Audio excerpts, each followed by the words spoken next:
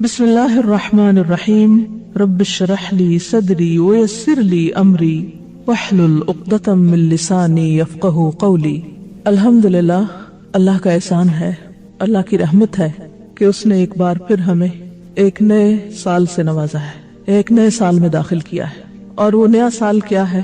یعنی اسلامی کیلنڈر کا نیا سال یا اسلامی ہجری کیلنڈر کا نیا سال، اور اس کا پہلا مہینہ جو محرم الحرام کے نام سے پہچانا جاتا ہے۔ نبی صلی اللہ علیہ وسلم کا طریقہ یہ تھا کہ جب بھی نیا چاند طلوع ہوتا، نیا مہینہ شروع ہوتا، تو آپ دعا کیا کرتے تھے۔ کس کس کو دعا آتی ہے؟ الحمدللہ۔ جس کو نہیں آتی وہ بھی سیکھ لے، کیونکہ دعا ہر حال میں فائدہ دیتی ہے۔ اللہم اہلہ علینا بالامن والایمان والسلامت والاسلام ربی وربک اللہ۔ اے اللہ، تو اس چاند کو ہم پر امن، ایمان، سلامتی اور اسلام والا بنا دے۔ یعنی اس مہینے میں جو ہم داخل ہو رہے ہیں، تو اس نئے چاند کے طلوع کے ساتھ یا نئے مہینے کے آغاز پر یا نئے سال کے آغاز پر ہمیں کیا کچھ نصیب ہو؟ امن، پیس، ایمان، سلامتی، اسلام۔ اور پھر ساتھ ہی فرمایا کہ ربی و ربک اللہ، اے چاند میرا اور تیرا رب اللہ ہے، کیونکہ بہت سے لوگ چاند کو بھی خدا مانتے ہیں، لیکن اسلام نے کیا بتایا کہ خدا ایک ہے، رب ایک ہے، اللہ ایک ہے، معبود ایک ہے، اور باقی سارے اس کے عابد۔ آپ صلی اللہ علیہ وسلم یہ بھی فرمایا کرتے تھے، ہلال رشد و خیر، ہلال رشد و خیر۔ رشد یعنی ہدایت اور خیر یعنی بھلائی، یعنی ہدایت اور بھلائی والا چاند ہوئیے۔ تو ہم بھی اس مہینے کے آغاز پر اپنے لیے یہی دعا مانگتے ہیں، اور نئے سال کے آغاز پر بھی یہی دعا مانگتے ہیں کہ یا رب، تو ہمیں اس سال میں امن، ایمان، سلامتی، اسلام، رشد، خیر نصیب فرما۔ ہم اپنے لیے بھی یہی مانگتے ہیں اور باقی سب کے لیے بھی۔ لہٰذا اس موقع پر اگر ہم اس مسنون دعا کے ساتھ اپنی بات کا آغاز کریں، یا جب بھی کوئی نیا مہینہ شروع ہو یا نیا سال شروع ہو، تو اس میں دوسروں کو بھی اس دعا کی یاد دہانی کرا دیں، تو نہ یہ بدعت ہے اور نہ ہی یہ غیر مسنون عمل، بلکہ سراسر مسنون عمل ہے کہ ہم اپنے کاموں کا آغاز اللہ کے نام اور دعا مانگتے ہوئے کریں۔ نبی صلی اللہ علیہ وسلم ہر موقع پر اللہ کو یاد کیا کرتے تھے، ہر موقع پر دعا مانگا کرتے تھے۔ کان یذکر اللہ فی کل احیانہ۔ اور یہ بھی ہم پر اللہ کا احسان ہے کہ وہ دنوں اور مہینوں کو پھیر پھیر کر لاتا رہتا ہے۔ سال کا آغاز ہوتا ہے، پھر آہستہ آہستہ 12 مہینے ختم ہوتے، اختتام ہوتا ہے، پھر نیا سال آ جاتا ہے۔ اور کسی بھی نئی چیز کی آمد پر انسان کے اندر ایک نیا جذبہ، ولولہ، تازگی اور اچھے کاموں کی طرف رجحان کا ایک موقع ہوتا ہے، یا اس کے اندر اچھا کام کرنے کے لیے ایک جذبہ ابھرتا ہے۔ یہ بالکل ایک نیچرل، قدرتی سی فیلنگ ہوتی ہے جو انسان کے اندر پیدا ہوتی ہے۔ اور الحمدللہ اللہ سبحانہ وتعالی نے تو مختلف مہینوں میں ہمارے لیے نیکی کے مختلف مواقع مہیا کیے۔ مثلا رمضان میں ہم نے روزے رکھے، ذوالحج میں حج کیا، اور پھر اس کے بعد نیا سال شروع ہوا محرم الحرام کے ساتھ۔ محرم الحرام کو اللہ سبحانہ وتعالی نے اپنا مہینہ کہا ہے۔ نبی صلی اللہ علیہ وسلم نے اس کو شہر اللہ کہا ہے، اللہ کا مہینہ۔ مہینوں کی کل تعداد تو 12 ہے، جیسا کہ قرآن مجید سے ہمیں پتہ چلتا ہے، ان عدت الشہور عند اللہ 12 شہرا فی کتاب اللہ یوم خلق السماوات والارض منها 4 حرم ذلك الدین القیم فلا تظلموا فیہن انفسکم۔ ان عدت الشہور، مہینوں کی تعداد، مہینوں کی گنتی، عند اللہ، اللہ کے نزدیک، جس دن سے اس نے آسمانوں اور زمین کو پیدا کیا ہے، اللہ کی کتاب میں 12 مہینے ہیں۔ اسی لیے آپ دیکھیں کہ چاہے اسلامی کیلنڈر ہو، ہجری کیلنڈر ہو، یا وہ رومی کیلنڈر ہو، یا عیسوی کیلنڈر ہو، بکرمی ہو، کوئی بھی ہو، سب میں مہینوں کی تعداد 12 ہی ملتی ہے۔ اور یہ کس نے بنائی؟ اللہ سبحانہ وتعالی نے۔ کب سے؟ جب سے اس نے آسمان و زمین کو پیدا کیا۔ اور ان میں سے 4 مہینوں کو اس نے حرمت والا بنایا، جن میں سے ایک رجب اور 3 مسلسل، ذوالقعدہ، ذوالحجہ اور محرم۔ منہا 4 حرم۔ اور یہ 4 مہینے جنہیں حرمت والے قرار دیا، ان کے پیچھے بھی ایک خاص غرض ہے، اور ان میں سے خصوصی طور پر محرم کو محرم اور پھر ساتھ الحرام کہا گیا، یعنی بہت ہی حرمت والا۔ محرم کس کو کہتے ہیں؟ محرم کا لفظی معنی ہوتا ہے ممنوع، حرام کیا گیا، مقدس، عظمت والا، لائق احترام۔ دوسرے لفظوں میں یہ ایک ایسا مہینہ ہے جس میں ہر ایسے کام سے جو فتنہ و فساد اور امن عامہ کی خرابی کا باعث ہو اس سے بالخصوص منع کیا گیا ہے، اور اس میں آپس میں لڑائی جھگڑا کرنا، ظلم و زیادتی کرنا، نافرمانی کے کام کر کے اپنی جانوں پہ ظلم کرنا، ان سے منع کیا گیا ہے۔ فَلَا تَظْلِمُوا فِيهِنَّ أَنفُسَكُمْ، ویسے تو انسان کو کبھی بھی اپنے آپ کو ہلاکت میں نہیں ڈالنا چاہیے، اپنے اوپر ظلم نہیں کرنا چاہیے، دوسرے انسانوں پر ظلم نہیں کرنا چاہیے، لیکن ان مہینوں میں خصوصی طور پر اس کی پریکٹس کروائی گئی، اس کی تربیت کی گئی۔ آپ دیکھیں کہ سال کا اختتام بھی کس پر ہوتا ہے؟ حرمت والے مہینے پر، اور آغاز بھی حرمت والے مہینے سے، یعنی سال کے دونوں کناروں پر حرمت والے مہینے ہیں۔ حضرت حسن بصری کہتے ہیں ان اللہ افتتح السنۃ بشہر حرام واختتمها بشہر حرام فلیس شہر فی السنۃ بعد شہر رمضان اعظم عند اللہ من شدت تحریمہ۔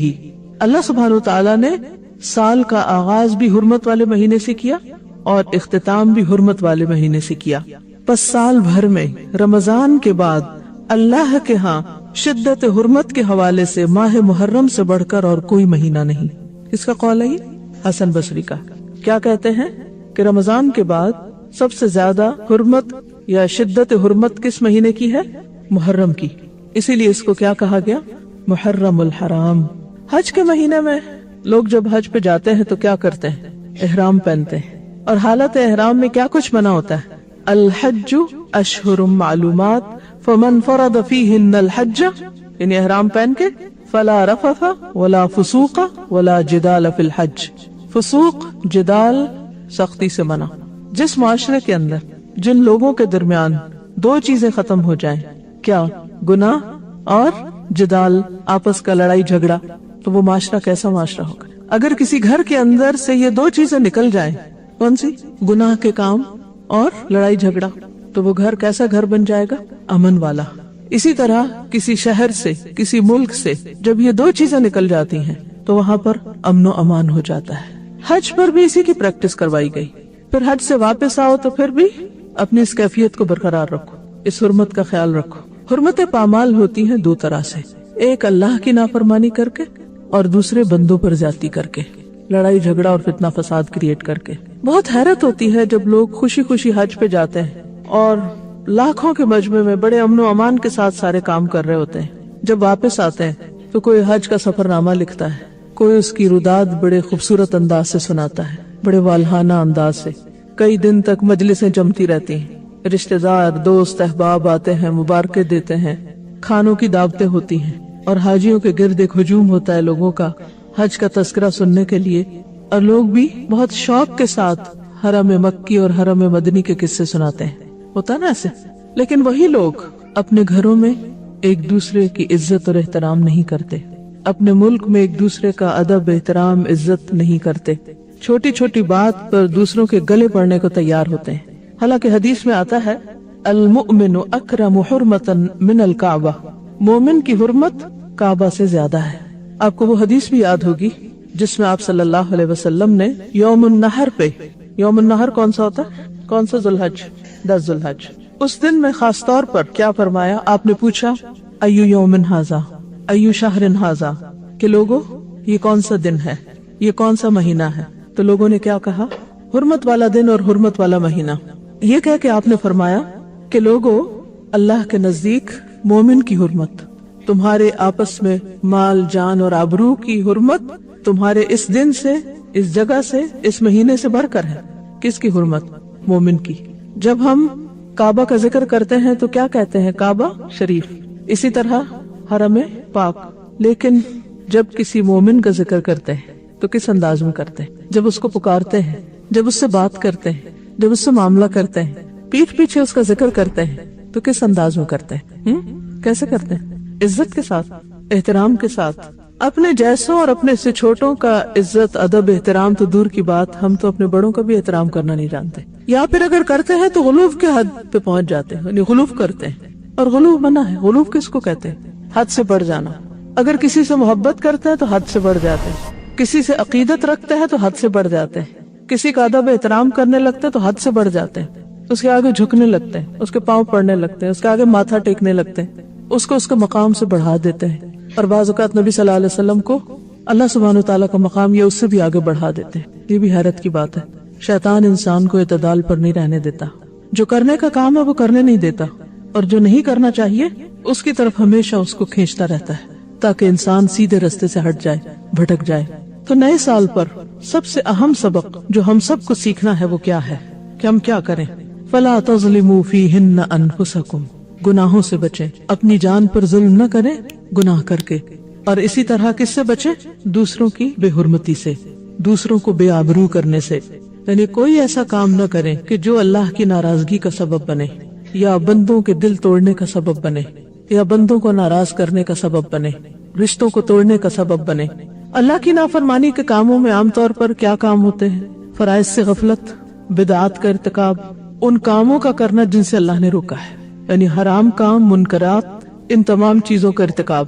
یہ کر کے انسان دراصل اپنی جان پہ ظلم کر رہا ہوتا ہے. اسی طرح دوسروں کے ساتھ ظلم اور زیادتی, کسی کی غیبت, کسی کو تانا دینا, کسی کا مذاق اڑانا, کسی کو اپنے سے حقیر سمجھنا اور حقیر سمجھ کر اس سے معاملہ کرنا, اور اپنے آپ کو بڑی چیز سمجھنا کسی بھی اعتبار سے کہ میں بڑا عقل مند ہوں, بڑا صاحب علم ہوں, بہت سمجھدار ہوں. یعنی کسی بھی طرح خود کو فضیلت دے کر دوسرے کو اپنے سامنے حقیر کرنا, یہ تمام چیزیں دراصل خود اپنی جان پر ظلم کے برابر ہیں. ابن عباس سے روایت ہے کہ رسول اللہ صلی اللہ علیہ وسلم نے حجۃ الوداع کے موقع پہ فرمایا, تمہارا خون, تمہارا مال اور تمہاری عزت ایک دوسرے پر اسی طرح حرام ہے جس طرح تمہارے آج کے دن کی, اس شہر کی اور اس مہینے کی حرمت. یہ کس کا پیغام ہے ہم سب کے نام؟ رسول اللہ صلی اللہ علیہ وسلم کا. کیا کچھ منع ہے, کیا کچھ حرام ہے؟ خون, قتل نہیں کر سکتے, کسی مومن کی جان نہیں لے سکتے. کیا ہم اہل پاکستان اللہ کے رسول صلی اللہ علیہ وسلم کے اس حکم کو جانتے ہیں؟ اگر جانتے ہیں تو کیا مانتے بھی ہیں؟ کسی بھی دن کا اخبار اٹھا کے دیکھ لیں, اگر وہ قتل کی خبر سے پاک ہو کسی نہ کسی انداز میں, چاہے وہ ذاتی رنجش ہو یا کوئی سیاسی رنجش ہو, یا بغیر وجہ کے بھی بے گناہ لوگوں کی جان لینا. حالانکہ شرک کے بعد آپ دیکھیں انسانی جان لینا, اور خصوصاً کسی مومن کی جان لینا, بہت بڑا جرم ہے, کبیرہ گناہ ہے. تمام دنیا کے زوال سے بڑھ کر ہے ایک مومن کی جان لینا. جو ایک جان کو بچاتا ہے گویا وہ سب کی زندگی کا سبب بنتا ہے, اور جو ایک جان کو ختم کرتا ہے گویا وہ سب کو ختم کرتا ہے. انسانی جان کی حرمت بہت بڑی چیز ہے, اور جو شخص کسی کی جان لیتا ہے اس کی سزا کیا ہے؟ من قتل مؤمنا متعمدا فجزاؤہ جہنم خالدا فیہا. جو جان بوجھ کے, جانتے بوجھتے, ارادے کے ساتھ, نیت کے ساتھ کسی مومن کو قتل کرتا ہے وہ اپنے لیے آگ کماتا ہے. اس کی جزا, اس کا بدلہ جہنم ہے جس میں وہ ہمیشہ رہے گا. کوئی معمولی بات ہے؟ آج ہم کسی کی زندگی لے رہے ہیں اور یہ بھول جاتے ہیں کہ اپنے لیے کیا لے رہے ہیں, اس کے بدلے میں کیا کما رہے ہیں. یہ چھوٹی بات نہیں ہے. تو محرم الحرام کا پیغام کیا ہے کہ ہم لوگوں میں اس اویئرنس کو عام کریں, انسانی جان کی حرمت کا سبق عام کریں. دوسری چیز, تمہارا مال ایک دوسرے پہ حرام, اس سے کیا سبق ملتا ہے ہمیں؟ کیا چیز بنا ہے؟ چوری, غصب, ڈاکہ, رہزنی, کسی کی اجازت کے بغیر اس کے مال پہ ہاتھ ڈالنا, اس کی رضامندی کے بغیر اس کی کوئی چیز ہتھیا لینا. ہو سکتا ہم یہ کہیں کہ ہم تو چوری نہیں کرتے, لیکن آپ نے دیکھا ہوگا کہ کس طرح بعض اوقات یتیموں کا مال ہڑپ کر لیا جاتا ہے, ان کی زمینوں پہ قبضہ کر لیا جاتا ہے. بعض اوقات لڑکیوں کے جہیز کو جو والدین کے گھر سے لاتی ہیں اس پہ قبضہ جما لیا جاتا ہے. بعض اوقات شوہر حق کے مہر ادا نہیں کرتے, حالانکہ عورت کا حق ہوتا ہے, اس کو ہڑپ کر جاتے ہیں. اسی طرح چھوٹی چھوٹی چیزیں چرانا, کسی کے بیگ سے کچھ نکال لینا. آج آپ دیکھیں کہ کوئی کہیں اپنا بیگ رکھ کے ہے امن میں کہ جب میں واپس آؤں گا تو یہ اسی طرح ہوگا. تو اسی طرح امانتوں میں خیانت, کہ کوئی آپ کے پاس کوئی چیز امانت رکھواتا ہے اور آپ اس میں سے اپنی مرضی سے تصرف شروع کر دیتے ہیں. کسی کا بھی مال, کسی کی بھی ملکیت کی چیز اس سے زبردستی ہتھیانا یا اجازت کے بغیر یا کسی طرح زور زبردستی جبر سے چوری کر کے یا سامنے سے لوٹ کے, یہ سب کچھ حرام ہے. کیا سزا ہے چوری کی؟ ہاتھ کاٹنا. اور رہزنی اور لوٹ مار کی سزا کیا ہے؟ مخالف سمت سے ہاتھ پاؤں کاٹنا. عبرتناک سزائیں ہیں. لیکن آج کتنے گھر محفوظ ہیں, کتنے لوگ محفوظ ہیں, اور یہ کون کر رہا ہے؟ کون کس کے در پہ ہے؟ مومن کے. چوری کر کے بھی اپنے آپ کو پھر ایماندار کہتے ہیں. ایمان تو رہتا ہی نہیں اس وقت جب بندہ چوری کر رہا ہوتا ہے, اور اگر وہ توبہ نہیں کرتا تو سخت پکڑ ہے. اور توبہ کب ہوتی ہے؟ چوری کا سامان گھر میں رکھ کے. لیکن آپ چوری کی چیز اپنے پاس ہتھیائے رکھیں, چھپائے رکھیں, استعمال کریں, دوسرے کو نہ دے اور کہے میری توبہ، اب حج کر رہا ہوں گا تو توبہ ہو جائے گی میری۔ چور کی معافی کب ہوتی؟ جب وہ چوری کیا ہوا مال اس کے مالک کو واپس لوٹائے، کیونکہ حقوق العباد اسی وقت معاف ہوں گے جب بندے معاف کریں گے۔ تیسری چیز جیسے حرام قرار دیا گیا وہ کیا ہے؟ عزت۔ یہ کیسے پامال کی جاتی؟ کس طریقے سے؟ کیا کسی کی غیبت کرنا اس کی عزت پامال کرنا ہے؟ کسی کا مذاق اڑانا، کسی کو ذلیل کرنا، کسی بھی طرح کسی کی تحقیر کرنا؟ تو ہم سب کو اپنے ساتھ عہد کرنا ہے کیا کہ ہم اپنی زبان، عمل اور رویے سے ہر ایسے کام سے بچیں گے جو دوسروں کے لیے اذیت اور تکلیف کا باعث بنے یا جس سے کسی کی دل آزاری ہو۔ ہمیں کسی کی دل آزاری نہیں کرنی۔ ہمیں کی بجائے بھی اگر آپ مجھے کہیں نا کہ مجھے کسی کی دل آزاری نہیں کرنی، کہیں بڑا بڑا لکھ کے سامنے لگا لیں، کیونکہ ہم ہر تھوڑی دیر کے بعد بھولے ہوئے ہوتے ہیں یہ سبق۔ تو ہر نئے سال میں ایک نئی عادت اختیار کرنی چاہیے نا، ایک غلط عادت تو چھوڑنی چاہیے اور اپنا محاسبہ خود کرنا چاہیے۔ پھر اسی طرح دیکھیے کہ عام لوگ تو عام لوگ، کیا ہم میں سے کسی کو یہ زیب دیتا ہے کہ وہ صحابہ کرام کے خلاف کوئی بات کرے؟ ہماری عزت بڑی ہے یا ان کی عزت؟ نبی صلی اللہ علیہ وسلم نے صحابہ کے بارے میں کیا فرمایا تھا؟ آپ نے فرمایا لا تسبوا اصحابی فلو ان احدکم انفق مثل احد ذهبا ما بلغ مد احدهم ولا نصیفہ۔ میرے صحابہ کو گالیاں مت دینا، ان کو برا بلا نہ کہنا۔ تم میں سے خواہ کوئی احد پہاڑ برابر بھی سونا خرچ کرے، کر سکتے ہو؟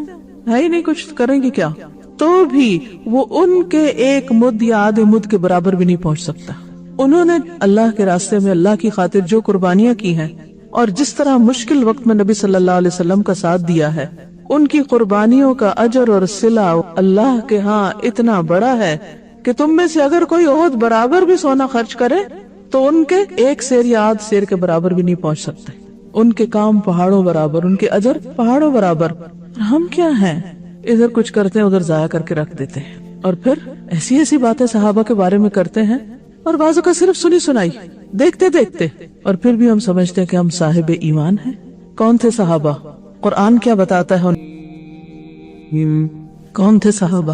وہ جو نیکیوں میں سبقت کرنے والے تھے، والسابقون الاولون، وہ جنہوں نے سبقت کی، پہلے ایمان لے آئے، من المہاجرین والانصار، کچھ نے ہجرت کی اور کچھ انصار تھے، والذین اتبعوہم باحسان، اور وہ لوگ بھی جنہوں نے ان کی پیروی کی احسان کے درجے میں، یعنی تابعین بھی، صرف صحابہ نہیں، تابعین بھی، ان کا مقام، ان کا درجہ، ان کی قربانیاں، اس کے صلے میں اللہ ان سے راضی ہو گیا اور وہ اللہ سے راضی ہیں، اور یہ عظیم الشان کامیابی ہے۔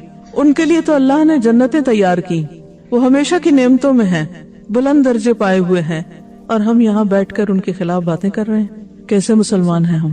ہمیں کوئی حق نہیں پہنچتا۔ اور پھر سب سے بڑی بات یہ کہ ان کے درمیان اگر اختلافات ہوئے بھی یا ان سے انسان ہونے کے ناطے کوئی کوتاہی ہوئی بھی تو مجھے اور آپ کو حق نہیں پہنچتا کہ ہم ان کا محاسبہ کرنے بیٹھ جائیں یا ان کے بارے میں ہم کوئی رائے دیں۔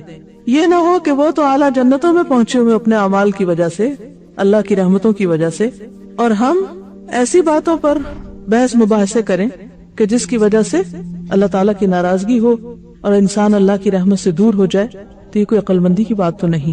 اور یاد رکھیے اس میں صرف صحابہ نہیں، تابعین کی بات بھی ہے، کیونکہ بعض لوگ صحابہ کے بعد تابعین کے اوپر بھی بہت حملہ آور ہوتے ہیں۔ تو اس لیے جب کبھی گزرے ہوئے لوگوں کی بات ہو تو ہمارا فرض کیا ہے، ہم کیا کریں، کیا کہیں؟ وہی جو قرآن نے ہمیں بتایا، تلک امت قد خلت لہا ما کسبت ولکم ما کسبتم ولا تسألون عما کانوا یعملون۔ جب بھی محرم آتا ہے تو عام طور پر لوگ ماضی کی باتیں بہت کرتے ہیں، تاریخ کو دہراتے رہتے ہیں، جس میں کچھ سچی باتیں بھی ہیں اور کچھ جھوٹی بھی ہیں، اور عموماً لوگ آپس میں بیٹھ کر بحث و مباحثہ شروع کر دیتے ہیں، کون حق پر تھا اور کون نہیں، کس نے کس پر زیادتی کی۔ کیا اللہ تعالیٰ یہ فیصلہ آپ سے کروائے گا جو آپ اپنی انرجی لگا رہے ہیں ان چیزوں پر؟ یا آخر کب تک ہم ماضی کی باتیں کرتے رہیں گے؟ ہمیں کیا کرنا چاہیے؟ صرف ماضی کو یاد کرتے رہیں یا پھر مستقبل کی سوچیں؟ مستقبل کی سوچیں۔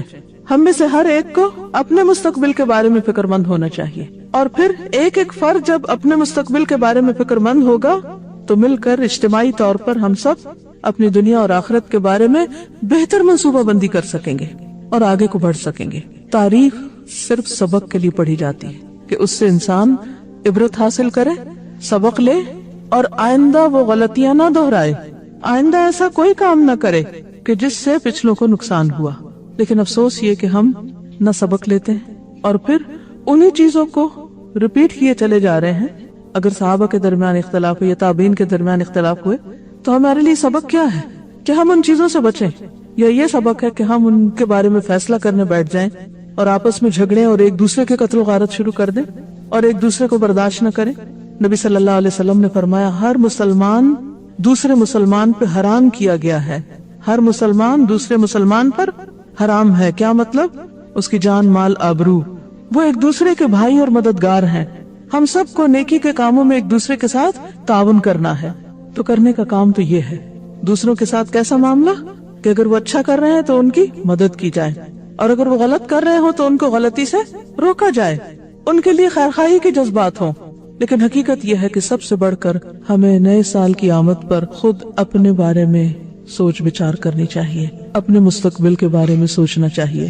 کیونکہ اگر ہم خود اپنے بارے میں نہیں سوچیں گے تو کیا کوئی دوسرا ہمارے لیے سوچے گا؟ کیا کوئی دوسرا ہماری نجات کے لیے کچھ کام کرے گا؟ سورۃ الحشر میں اللہ سبحانہ وتعالیٰ فرماتے ہیں یا ایھا الذین آمنوا اتقوا اللہ ولتنظر نفس ما قدمت لغد واتقوا اللہ ان اللہ خبیر بما تعملون. تو ہمیں کیا کرنا ہے؟ نیا سال شروع ہوا، مبارکباد بھی دے دی، اس کے معنی بھی جان لیے، دعائیں بھی دے دی، ایک دوسرے کی حرمت کے بارے میں بھی پڑھ لیا، سن لیا، سمجھ لیا، اس کا بھی عہد کر لیا کہ ہم انشاءاللہ اللہ اور اس کے رسول کے ان احکامات پر عمل کریں گے. اور اس کے بعد اگلا کرنے کا کام کیا ہے؟ اپنے نفس کا محاسبہ نفس. وَلْتَنْظُرْ نَفْسٌ مَا قَدَّمَتْ لِغَدٍ. اپنے لیے سوچیں میں نے اپنی کل کے لیے کیا کیا ہے، اپنی آخرت کے لیے کیا کیا ہے. کیسے سوچیں؟ ابن القیم الجوزیہ ان کی کتاب زاد المعاد. معاد کس کو کہتے ہیں؟ آخرت کو. اور زاد کس کو کہتے ہیں؟ زاد راہ کو، سامان کو.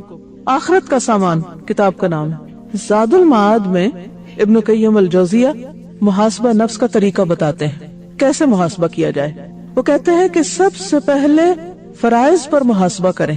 کس طرح؟ کہ مجھ پر کیا کچھ فرض عائد ہوتا ہے، عبادات میں کیا فرض ہے، مثلا نماز، روزہ، حج، زکوٰۃ. اسی طرح بحیثیت ماں میری ذمہ داری کیا ہے، بحیثیت بیوی میری ذمہ داری کیا ہے، بحیثیت مسلمان میری ذمہ داری کیا ہے. تو جو اہم ترین فرائض ہیں، بیسک رسپانسبلٹیز ہیں، ان کے بارے میں سب سے پہلے سوچنا چاہیے. کیونکہ قیامت کے دن سب سے پہلے کس کے بارے میں پوچھا جائے گا؟ فرائض کے بارے میں پوچھا جائے گا. خصوصاً نماز کے بارے میں پہلا سوال ہوگا، جو اللہ کے حقوق میں سے اور بندوں کے حقوق میں سے قتل کا فیصلہ سب سے پہلے کیا جائے گا. تو وہ لکھتے ہیں کہ اگر فرائض کی ادائیگی میں کمی پائے تو قضاء یا اصلاح کر کے اس کا تدارک کرے. دو کام، جو کام نہیں کیا اس کو کرے. مثلا روزے چھوڑے ہیں تو کیا کریں؟ روزے رکھیں. فریضہ حج ادا نہیں کیا تو اس کو ادا کریں. زکوٰۃ ڈیو ہے تو اس کو ادا کریں. اور اسی طرح اگر مثلاً آپ نماز پڑھتے تو ہیں لیکن درست نہیں پڑھتے، صحیح مسنون طریقہ ہی نہیں آتا آپ کو، تو کیا کریں؟ اصلاح کریں. تو اس نئے سال کے شروع میں ہم سب کو اپنی اپنی نمازوں کا جائزہ لینا چاہیے. کیونکہ نماز کا حساب سب سے پہلے، کیونکہ بہت سے لوگ ایسے ہیں جو نماز پڑھتے ہیں لیکن ان کی نماز ان کے سروں سے اوپر نہیں جاتی، یعنی قبول نہیں ہوتی، واپس ان کے منہ پہ مار دی جاتی کہ اللہ کو ایسی نماز نہیں چاہیے. اور اس کی بھی بنیادی وجہ کیا ہوتی؟ کہ وہ سنت کے مطابق نہیں ہوتی. کیونکہ اس کے بارے میں بھی ہم نے کچھ خود ساختہ باتیں گڑی ہوئی اپنے لیے، اپنے آپ کو مطمئن کرنے کے لیے. کیا؟ کہ اللہ تعالیٰ اب اتنی باریک باتیں تھوڑی دیکھیں گے کہ ہاں جی ایک حصہ وضو کا وہ خشک رہ گیا تھا تو وضو نہیں ہوا. نہیں، ایڑیوں کے بارے میں کتنی واضح حدیث ہے، وَيْلٌ لِّلْعَقَابِ مِنَ النَّارِ. یہ بات آپ نے کب فرمائی تھی؟ جب ایک موقع پر آپ نے صحابہ کو وضو کرتے ہوئے دیکھا اور ان کی ایڑیاں خشک تھی تو آپ نے فرمایا ان ایڑیوں کے لیے آگ سے ہلاکت ہے. کتنے ہی لوگ وضو کرتے ہیں، کوہنیاں خشک رہ جاتی ہیں، ایڑیاں خشک رہ جاتی ہیں، پوری طرح چہرہ نہیں دھوتے ہی بعض اوقات لوگ چھینٹے مار دیتے ہیں اور کام ختم کر لیتے ہیں. پتہ ہی نہیں کہ وضو کیسے کرنا ہے، پتہ ہی نہیں کہ صحیح قیام کیسے کرنا ہے، رکوع کیسے کرنا ہے. بہت سے لوگ رکوع کرتے ہیں لیکن پوری طرح جھکتے ہی نہیں، آدھا سا رکوع ہوتا ہے. سجدہ کرتے ہیں پوری طرح سر ٹکاتے ہی نہیں، پورے اعضاء سجدے کے زمین پہ لگاتے ہی نہیں، ناک زمین کو لگتا ہی نہیں، اور وہ اٹھ جاتے اور وہ سمجھتے ہماری نماز ہو گئی. بعض لوگ لباس صحیح طور پر نہیں پہنتے، بعض اس میں اللہ کو یاد نہیں کرتے. کیا ان چیزوں کی اصلاح کرنا چاہیے؟ نہیں. سوچے کتنے سال کی ہوں میں، 20، 30، 40، 50، کتنا اور جینا ہے. اگر اتنے سالوں میں بھی ابھی تک میں نے اپنی نماز کی اصلاح نہیں کی تو پھر آخر کب کروں گی؟ تو اس سال کا ٹارگٹ نمبر 1 کیا ہونا چاہیے؟ نماز کی 100% اصلاح، اور اس کے لیے نماز نبوی کتاب اور کیسٹس، اور اس کے علاوہ بخاری کا کتاب الصلاۃ اور بھی کتابیں جو آپ کو ملتی ہیں ان کو آپ دیکھیے، اپنے آپ کو ایک ایک سٹیپ پہ چیک کیجئے کہ کیا میرا وضو، میرا لباس، یعنی جو بنیادی شرائط ہے نماز میں ایون داخل ہونے سے پہلے، ان کے پورے مسائل مجھے معلوم ہے، پاکی اور ناپاکی کے سب باتیں مجھے معلوم ہیں، تو ان سب چیزوں کی اصلاح۔ پھر کہتے ہیں کہ پھر منہیات پر محاسبہ کرے۔ منہیات وہ چیزیں جن سے منع کیا گیا ہے، اپنا جائزہ لیجئے کہ کون سی ایسی چیز اب تک میری زندگی میں شامل ہے جس سے اللہ نے روکا اور مجھے پتا ہے اللہ نے اس سے روکا ہے اور میں پھر بھی کیے چلے جا رہی ہوں۔ ہم میں سے ہر ایک کو پتا ہوتا ہے نا کہ کون سی چیزیں اللہ کو پسند نہیں، ہم جانتے بھی ہوتے ہیں لیکن پھر بھی کیے چلے جاتے ہیں۔ تو اس کا حل کیا ہے؟ اس کا علاج کیا ہے؟ کیا کرنا چاہیے؟ صرف لکھیں نہیں، بولیں بھی، دیکھیں بھی، سوچیں بھی، غور بھی کریں۔ تو کاپیاں بھرنے سے تھوڑی کام چلے گا۔ کیا کہا میں نے؟ کیا کرنا چاہیے؟ منہیات کو چھوڑ دینا چاہیے۔ چلیے، اگر سب کچھ بیک وقت چھوڑنے کی ہمت صلاحیت نہیں تو کم از کم 1 یا 2 چیزیں ضرور مارک کر لیجئے کہ میں نے ہر قیمت ان کو چھوڑنا ہے۔ مثلا اگر آپ کو بہت زیادہ باتیں کرنے کی عادت اور آپ کو پتہ اس سے وقت ضائع ہوتا ہے، مثلا اگر آپ کو لغو کی یا فضول میں مذاق اڑانے کی عادت ہے اور اس کو آپ انجوائے کرتے ہیں، اس کو دیکھ لیجئے۔ کوئی ایک چیز، بہت سارے ٹارگٹ جب ہم بنا لیتے نا 10-12 لکھ لیتے تو ایک بھی نہیں کر پاتے، پھر ہم پریشان ہوتے کہ وہ تو جو کہا تھا وہ کیا نہیں۔ فرائض میں سے نماز کی اصلاح ایک چیز کر لیں مثلا، اور اسی طرح منہیات میں سے کوئی 1 یا 2 چیزیں اور اس پر ورک کریں۔ لمبے چوڑے منصوبے نہ بنائیں، اور اس کے لیے کیا ہے؟ نمبر 1 ان کو چھوڑنا، اور پھر توبہ اور استغفار اور نیکیوں سے اس کا تدارک۔ یہ بڑی اہم بات ہے کہ برے کاموں کو صرف چھوڑنا ہی نہیں بلکہ اس کے ساتھ ساتھ کیا کرنا ہے؟ نیکیاں کرنی ہے۔ تدارک کا مطلب ہے کہ اس کا اتار، اس کی جگہ اب اور نیکیاں زیادہ کرنی۔ اگر معلوم ہو کہ منہیات کا مرتکب ہوا ہے تو توبہ استغفار کرے اور نیکیوں سے اس کا تدارک کرے۔ مثلا آپ نے کسی سے وعدہ کیا، وعدہ کر لیتے ہیں نا ہم، چھوٹی چھوٹی بات پہ بڑے پکے وعدے کر لیتے ہیں، لیکن اس کے بعد کیا ہوتا ہے؟ کبھی آپ سے وعدہ خلافی ہوئی؟ بعض اوقات کلی وعدہ خلافی کرتے ہم، اور بعض اوقات جزوی، آدھی، چوتھائی۔ کیا اس پہ توبہ کرنی چاہیے؟ ضروری ہے؟ جی ہاں، اس لیے کہ نبی صلی اللہ علیہ وسلم نے فرمایا جو شخص بات کرے، جھوٹ بولے، وعدہ خلافی کرے، امانت میں خیانت کرے، وہ پکا منافق ہے، خواہ نماز پڑھے اور روزہ رکھے۔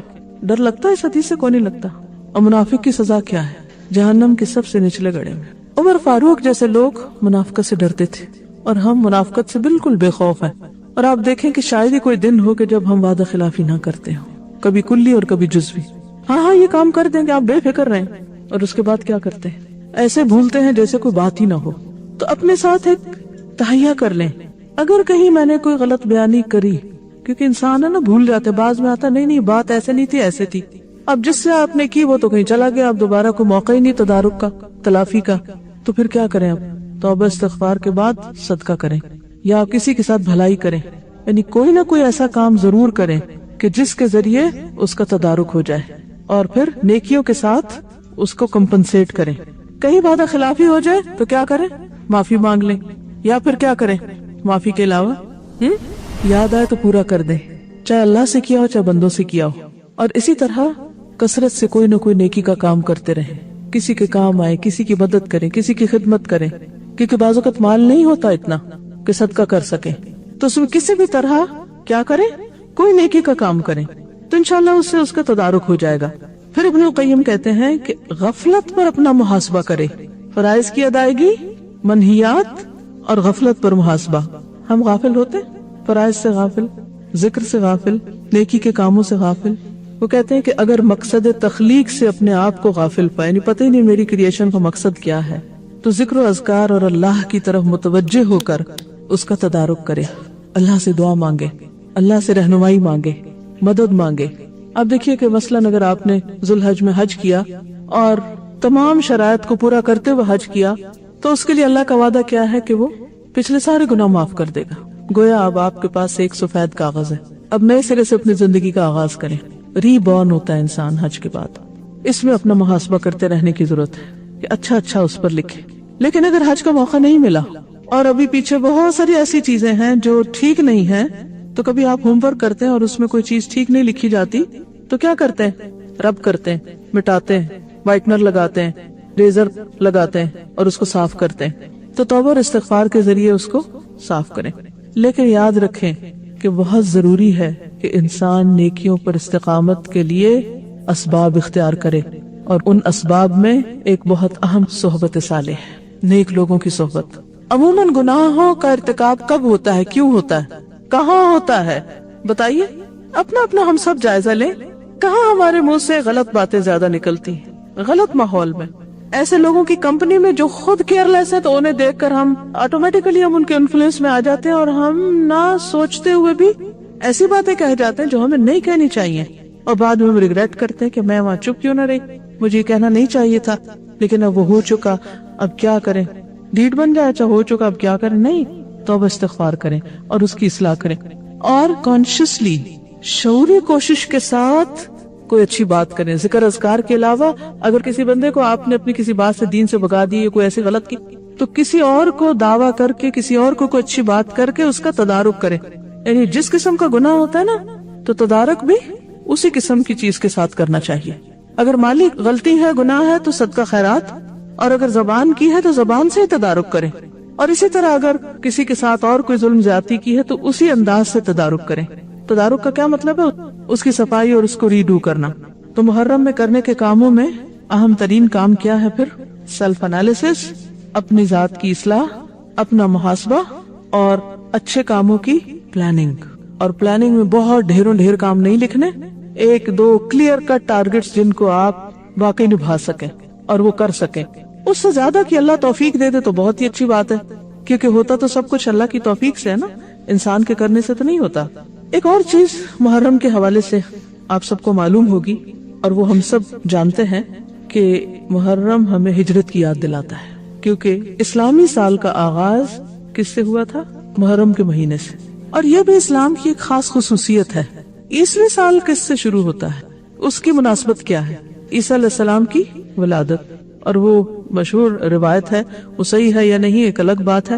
لوگ کون سا دن مناتے ہیں ان کی یاد میں؟ 25 دسمبر کا کرسمس جو منائی جاتی، تو وہ بھی سال کا آخری مہینے میں ہے، یعنی سال کا آخر ہو رہا ہوتا ہے، اور اس کی مناسبت سے عیسوی سال شروع ہوتا ہے، یعنی نیا سال اس کے چند دن کے بعد شروع ہوتا ہے، نیو ایئر.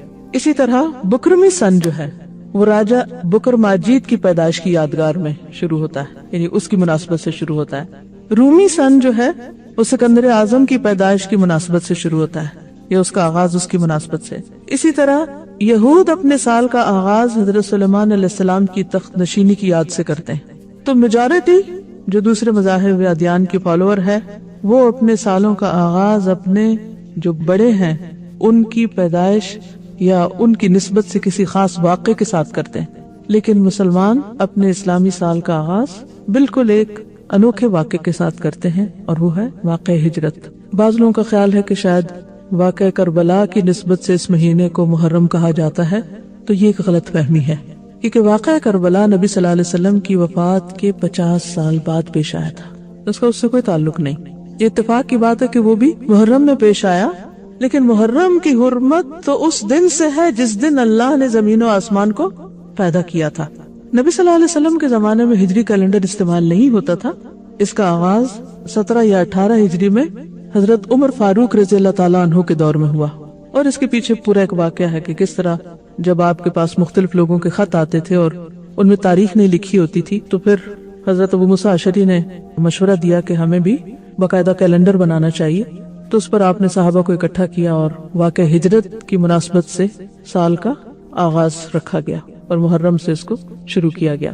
اب بات یہ ہے کہ ہجرت کا کیا معنی ہے، اور ہجرت کو اسلام میں اتنی زیادہ اہمیت کیوں ہے کہ اس سے نئے سال کا آغاز کیا جا رہا ہے، یعنی اس واقعے کی مناسبت سے. دین اسلام میں ہجرت کی کیا اہمیت ہے؟ جہاد کی اہمیت ہم سب کو پتا ہے، تو جہاد کے علاوہ ہجرت بھی بڑی اہم چیز ہے. ہجرت کیوں کی جاتی ہے، کب کی جاتی ہے، کہاں سے کی جاتی ہے، کس طرف کی جاتی ہے؟ کوئی بتائے گا آپ میں سے؟ اوکے، یعنی کہ انبیاء علیہ السلام میں سے بہت سے انبیاء نے ہجرت کی اور ان پر فرض کی گئی اور اللہ کے حکم سے ہوئی. نبی صلی اللہ علیہ وسلم نے بھی مکہ سے مدینہ کی طرف ہجرت کی. لیکن ہجرت کیوں کی جاتی؟ جی، جب اس حالت میں ہمارا امر دوست نہیں ہے تو ہمیں اس حال سے اور حال میں گیری کی ضرورت ہے تاکہ وہاں جا کر وہ ہونا پڑے. جی ہاں، اللہ نے ہمیں اپنی عبادت کے لیے پیدا کیا ہے. اور وہ ہمیں ہر حال میں کرنی ہے، اس کے لیے کوئی ایکسکیوز نہیں ہے۔ اگر کسی ایک ماحول میں وہ عبادت نہیں ہو سکتی تو ہم پر کیا لازم ہے کہ ہم کیا کریں؟ وہاں سے ہجرت کر لیں، اس جگہ کو چھوڑیں اور دوسری جگہ جا بسیں۔ ابراہیم علیہ السلام نے ہجرت کی، انی مہاجر الی ربی سیہدینی۔ اسی طرح موسیٰ علیہ السلام نے ہجرت کی، ایک خاص واقعہ پیش آیا تھا، اس کی وجہ سے نبی صلی اللہ علیہ وسلم نے ہجرت کی۔ اور پھر اس کے بعد ہم سب کے لیے لازم ہے کہ ہم اپنے اپنے ماحول، اپنے اپنے علاقے، اپنے اپنے حالات کے اعتبار سے یہ دیکھیں کہ ہم کہاں اللہ کی عبادت اور اطاعت زیادہ بہتر کر سکتے ہیں، کہ اس جگہ کی طرف جائیں، چاہے وہ پرسنلی فزیکلی ایک جگہ سے دوسری جگہ جانا ہو، یا پھر ہمارا دل ایک چیز کو چھوڑ کر دوسری چیز کی طرف مائل ہو جائے۔ کیونکہ حدیث میں آتا ہے المہاجر من ہاجر ما نہی اللہ عنہ ورسولہ، مہاجر وہ ہے جو اس چیز کو چھوڑ دے جس سے اللہ اور اس کے رسول نے روکا ہے۔ گویا گناہوں کو چھوڑنا دراصل ہجرت ہے، یا گناہوں والی جگہ کو چھوڑنا۔ تو ہم دیکھتے ہیں کہ نبی صلی اللہ علیہ وسلم نے مکہ کو چھوڑا، جو اس زمین پر سب سے زیادہ محبوب ترین جگہ تھی آپ کے لیے۔ خاندان کو چھوڑا، جائے پیدائش کو چھوڑا، وطن چھوڑا، اور اللہ کے اذن سے، اللہ کے حکم سے ایک دوسری جگہ پر تشریف لے گئے۔ پورا واقعہ ہجرت جو ہے وہ بہت ہی خوبصورت واقعہ ہے، وقت کی کمی کے باعث اسے نہیں سنا سکتی، لیکن آپ سے کہوں گی کہ اگر موقع ہو تو اس واقعے کو ضرور پڑھ لیجئے۔ بخاری میں بھی اس کی تفصیل آتی ہے، اور انسان کی آنکھیں اشک بار ہوئے بغیر رہتی نہیں جب وہ پورا واقعہ سامنے آتا ہے کہ کس طرح آپ پر وہ زمین بالکل تنگ کر دی گئی، آپ کے گھر کا محاصرہ کر لیا گیا، اور کس طرح آپ اللہ کے اذن سے ان سب لوگوں کے بیچ میں سے نکل کر مکہ سے مدینہ کی طرف آ گئے، کس طرح غار ثور میں آپ نے پناہ لی، وہاں کیا حالات ہوئے، اور پھر راستے میں کیا کیا واقعات پیش آئے۔ اور پھر صرف آپ نے نہیں، آپ کے ساتھ حضرت ابوبکر صدیق رضی اللہ تعالیٰ عنہ نے بھی ہجرت کی، اور اس موقع پر ان کی کیفیت کیا تھی۔ حضرت عائشہ کہتی ہے مجھے پہلی دفعہ پتا چلا کہ کوئی شخص خوشی سے بھی روتا ہے، کہ جب انہیں یہ پتا چلا کہ انہیں حضور صلی اللہ علیہ وسلم کے ساتھ ہجرت کا شرف حاصل ہو رہا ہے۔ اور پھر اسی مناسبت سے حضرت ابوبکر رضی اللہ تعالیٰ عنہ کی تعریف بھی آئی ہے قرآن میں، اذ ہما فی الغار، جب وہ دونوں غار میں تھے، اذ یقول لصاحبہ لا تحزن ان اللہ معنا، جب وہ اپنے ساتھی سے کہہ رہے تھے نبی صلی اللہ علیہ وسلم غم نہ کرو، اللہ ہمارے ساتھ ہے، کیونکہ حضرت ابوبکر پریشان ہو رہے تھے کہ اگر ان کفار نے ہمارے پیچھے کو دیکھ لیا تو یہ ہمیں پکڑ لیں گے، اور کس طرح انعام مقرر کیا گیا، اور کس طرح سراقہ آپ کے پیچھے آیا۔ وہ سارا واقعہ ایک خوبصورت واقعہ ہے جس میں بہت سارے سبق ہیں۔ لیکن ان دو کی ہجرت کے علاوہ جتنے بھی صحابہ نے ہجرت کی، جس کی بنا پر انہیں مہاجرین کا لقب ملا، ایک خوبصورت لقب، ان میں سے ایک ایک کا واقعہ ایمان افروز واقعہ ہے۔ حضرت عمر کی ہجرت کی اپنی شان ہے، اسی طرح مردوں کے ساتھ ساتھ خواتین نے بھی ہجرت کی۔ حضرت ام سلمہ کی ہجرت اگر آپ پڑھیں یا سنیں تو روئے بغیر رہ نہیں سکتے۔ ام کلثوم کی ہجرت، اسی طرح حضرت زینب کی ہجرت، دیگر خواتین کی ہجرت، کس طرح صرف مردوں نے نہیں عورتوں نے بھی ہجرت کی تھی، اپنا سب کچھ چھوڑا تھا، گھر بار چھوڑا تھا اللہ کی خاطر، اپنا دین اور ایمان بچانے کی خاطر۔ سورۃ آل عمران میں بھی آتا ہے نا کہ والذین اخرجوا من دیارہم واوذوا فی سبیلی وقاتلوا وقتلوا، کہ وہ لوگ جو میرے راستے میں اذیت دیے گئے، دکھ دیے گئے، گھروں سے نکالے گئے۔ تو بات یہ ہے کہ لوگوں نے اپنے وطن، گھر، مال، کاروبار، رشتہ دار، عزیز و اقارب، محبوب ہستیاں، ان کو اللہ کی خاطر چھوڑا، اپنے دین کی خاطر چھوڑا۔ کیا یہ سب کچھ آسان ہوتا ہے؟ جدائی، سپریشن کتنا تکلیف دہ مرحلہ ہوتا ہے، اور جب آپ کو یہ پتا ہو کہ شاید آپ کبھی واپس نہ لوٹ سکیں گے، وہاں تھوڑا سا بھی سفر پہ جانا ہوتا ہے، یا مثلاً آپ یہاں کلاس میں آئے، کچھ لوگ شاید پہلی دفعہ آئے ہوں یہاں، تو جب آپ گھر سے آ رہے تھے، ہو سکتا بچوں کو چھوڑا ہو، کوئی کام چھوڑ کے آئے ہوں، کوئی بہت اہم کمٹمنٹ چھوڑی ہو آپ نے، تو چند گھنٹے بھی گھر چھوڑنا مشکل کام ہے نا، یا نہیں؟ جو لوگ ہاسٹل میں آتے ہیں 1 سال کے لیے پتا ہوتا ہے واپس جانا ہے، شروع میں آ کے کتنا روتے ہیں، سبھی روتے ہیں، پتا ہے مجھے، میں خود بھی بہت روتی تھی۔ اس لیے حج پہ جا رہے ہیں آپ، پتہ ہے اللہ کے گھر جا رہے ہیں، نیکی کے کام جا رہے ہیں، بڑی سعادت نصیب ہو رہی ہے، لیکن گھر چھوڑتے وقت ایک اداسی تو ہوتی ہے نا۔ تو سیپریشن، جدائی، کسی چیز کو چھوڑنا، اس میں صرف جان مال نہیں، انسان کے جذبات بھی انوالوڈ ہوتے ہیں، پھر ایک تکلیف دہ مرحلہ ہوتا ہے۔ وہ ممبر جس پر نبی صلی اللہ علیہ وسلم مسجد نبوی میں خطبہ دیا کرتے تھے، جس پہ کھڑے ہو کر، جب آپ نے اس کو چھوڑا تو وہ کس طرح رویا؟ یعنی صرف ہمیں نہیں رونا آتا، بلکہ جن چیزوں پر ہم اللہ کی عبادت کرتے ہیں ان کو جب ہم چھوڑتے ہیں تو وہ بھی اداس ہوتی۔ جب کوئی نیک بندہ مرتا ہے تو جس جگہ پہ وہ رہتا ہے وہ جگہ بھی اس کو یاد کرتی ہیں، لیکن جب کوئی برا مرتا ہے تو شکر کرتی ہیں. تو اللہ کی خاطر، دین کی خاطر اپنے بچوں کو چھوڑنا، گھر کو چھوڑنا، یہ قربانیاں کرنا، یہ کوئی معمولی چیز نہیں ہے. تو گویا ہر سال محرم، ہر نیا سال ہمیں ایک بہت اہم سبق دیتا ہے کہ پچھلی زندگی کے گناہوں کو چھوڑو، غلط کاموں کو چھوڑو، غلط دوستوں کو چھوڑو، غلط ماحول کو چھوڑو اور اللہ کی خاطر ایک نیا آغاز کرو. رشد و خیر کی طرف بڑھو، ہلال و رشد و خیر.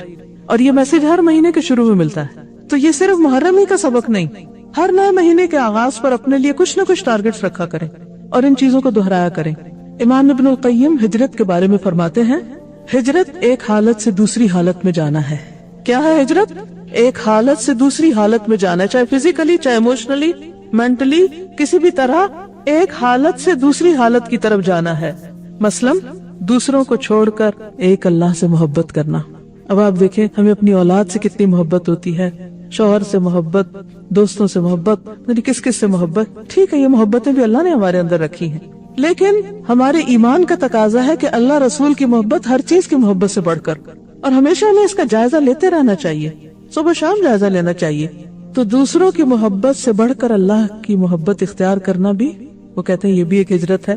دل کا دوسروں کی تابعداری کرنا چھوڑ کر صرف اللہ کی اطاعت کرنا، دوسروں کا خوف چھوڑ کر صرف اللہ سے ڈرنا، دوسروں سے توقعات رکھنا چھوڑ کر صرف اللہ سے امید رکھنا، دوسروں پر بھروسہ کرنا چھوڑ کر صرف اللہ پر بھروسہ رکھنا، دوسروں سے سوال کرنا اور ان کا سہارا ڈھونڈنے اور منت سماجت کرنے کی بجائے صرف اللہ سے التماس کرنا، اس سے دعائیں مانگنا، یہ بھی ہجرت ہے.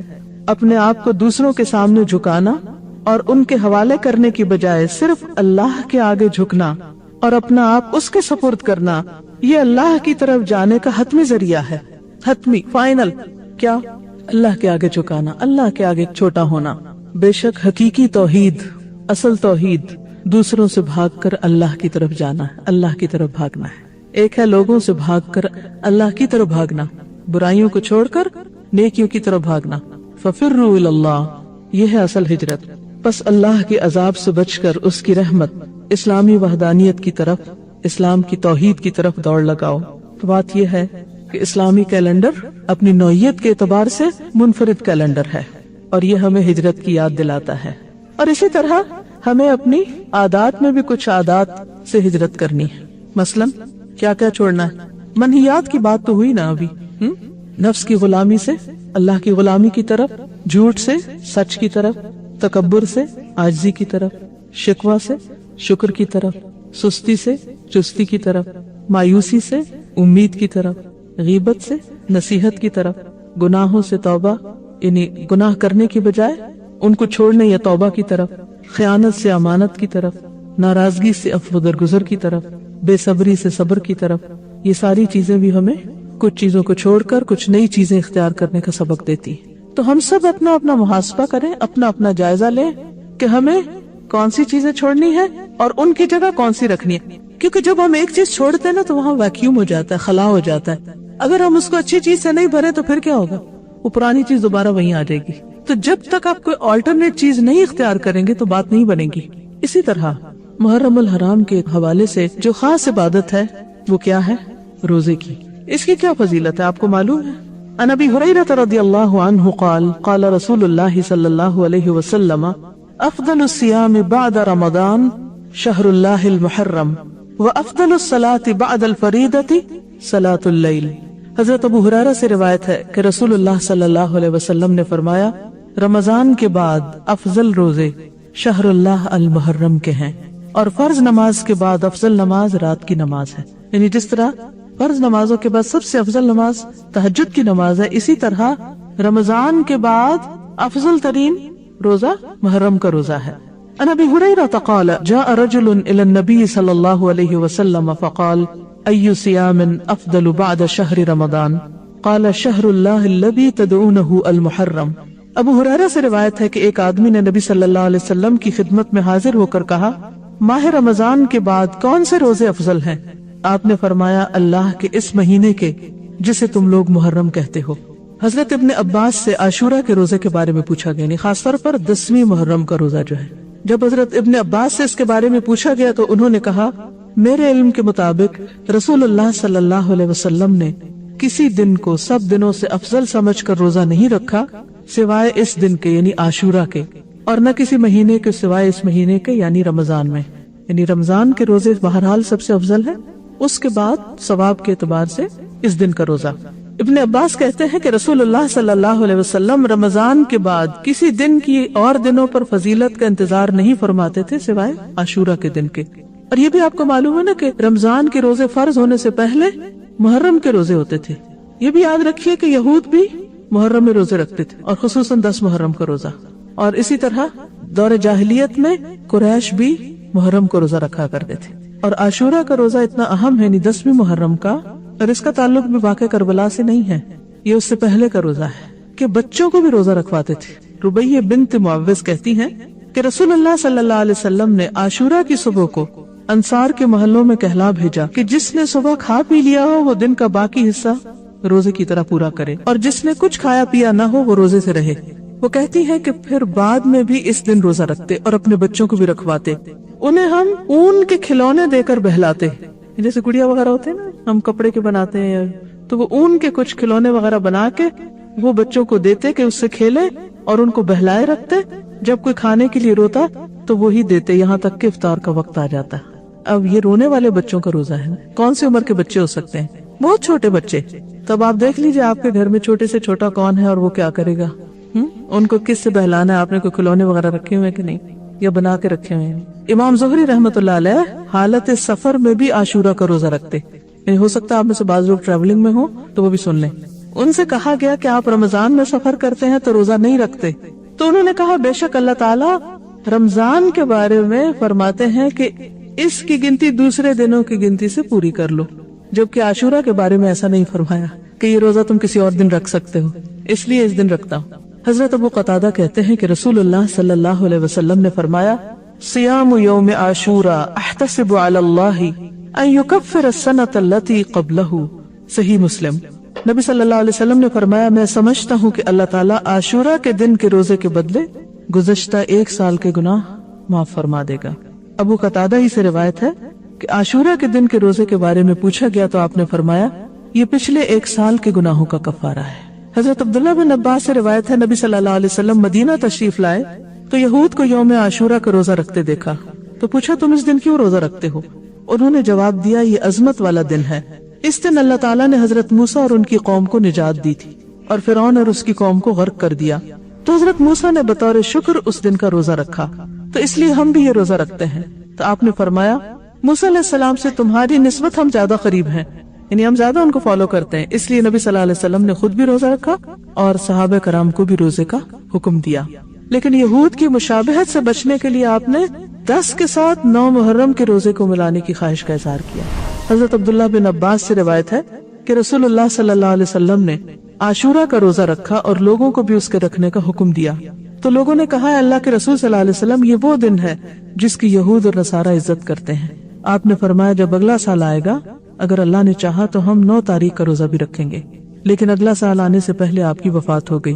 तो इससे पता क्या चलता है कि 9 मुहर्रम का भी साथ रोजा रखे।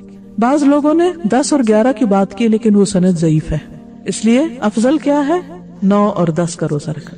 लेकिन अगर किसी वजह से आप 2 दिन का नहीं भी रख सकते, अफजल तो यही है, तो कम से कम 10 का रोजा रखना ना भूलिए। तो आज आपने कुछ सीखा? क्या सीखा? क्या आप चाहते हैं कि और भी सीखें? फिर आप में से हर एक पे लाजिम है कि ये पंफलेट खुद भी पढ़े। जो मैंने बातें की इसमें से बहुत सी बातें इसमें मुख्तसरन टू द पॉइंट लिखी गई, और इस पंफलेट को किसी न किसी को दें और पढ़कर सुनाएं और उस तक पहुंचाएं। ये मिनिमम है, 7 भी कर सकते हैं, 10 भी कर सकते हैं, और उससे आगे जितने चाहे बढ़ा लें, ठीक है। इसी तरह इस टॉपिक पर कैसेट भी है, साल 9 का पैगाम बसिलसिला मुहर्रमुल हराम। नए साल के शुरू में हमें, चूंकि वक्त आप देखिए कि साल पे साल गुजरते जा रहे हैं, महीनों पे महीने गुजरते जा रहे हैं, इसलिए बहुत जरूरी है कि हम अपने वक्त की कदर कीमत पहचानें, और सिर्फ सालों को नहीं, महीनों, हफ्तों और दिनों को नहीं, घंटों और मिनट्स को नहीं, लम्हों को भी बचाएं, उनकी भी हिफाजत करें। तो इसलिए ये कैसेट भी सुने, लम्हों की हिफाजत, क्योंकि हम सब ने क्या करनी है, हिजरत। किससे? अपनी बुरी आदतों से, गुनाहों से, सुस्ती से और दुनिया की मोहब्बत से। सिर्फ جسمانی ہجرت نہیں، مائگریشن آف ہارٹ بھی ضروری ہے. ٹھیک ہے، دل بدلے گا تو زندگی بدلے گی. تو کریں گے ہجرت. بہت ہی خوبصورت نظم ہے. الہجرت رحلت ہادینا. ہجرت کیا ہے؟ ہمارے ہادی محمد صلی اللہ علیہ وسلم کا سفر ہے، ٹرپ ہے، رحلہ ہے. اس سے کیا نکلا؟ نتیجہ کیا نکلا؟ حمل الاسلام لنا دینا. یعنی آپ نے اس رحلے میں اپنے ساتھ کیا لے کر گئے؟ حمل، آپ نے اٹھایا، الاسلام، اسلام کو، لنا، ہمارے لیے، دینن، دین کے طور پر. یعنی مکہ میں وہ جڑ نہیں پکڑ رہا تھا تو مدینہ میں لے جا کے اس کا پودا لگایا اور پھر وہ دنیا کے لیے سایہ دار درخت بن گیا. تو ہجرت کے بڑے فوائد، اور سب سے بڑا فائدہ کیا ہے کہ اسلام پھیلتا ہی ہجرت کے ساتھ ہے. جب تک قربانی کر کے دین کو اپنی ذات میں اور دوسروں تک نہ لے جایا جائے تو کیا ہوتا ہے؟ پھر وہی ختم ہو جاتا ہے. فسلام اللہ علی الہادی، اس ہادی پر اللہ کی سلامتی. والکون یردد آمین، اور پوری کائنات آمین کہہ رہی ہے. اور پھر اس میں حضرت ابوبکر کی وفا کا ذکر ہے، اور حضرت علی کی قربانی کا ذکر ہے کہ وہ پیچھے رہے تھے آپ کے بستر پر. اور آخر میں پھر یہ کہ کس طرح آپ طیبہ میں داخل ہوئے اور کس طرح اسلام ایک نئے افق میں، ایک نئے دور میں داخل ہو گیا. تو ہم میں سے بھی ہر ایک اپنی اپنی ذات میں سوچے کہ وہ اسلام کی تقویت کے لیے، اسلام کے فائدے کے لیے کس طرح کی ہجرت کر سکتا ہے. اللہ تعالی ہم سب کو عمل کی توفیق عطا فرمائے. وآخر دعوانا ان الحمد للہ رب العالمین. سبحانک اللہم وبحمدک، نشہد ان لا الہ الا انت، نستغفرک ونتوب الیک. السلام علیکم ورحمۃ اللہ وبرکاتہ.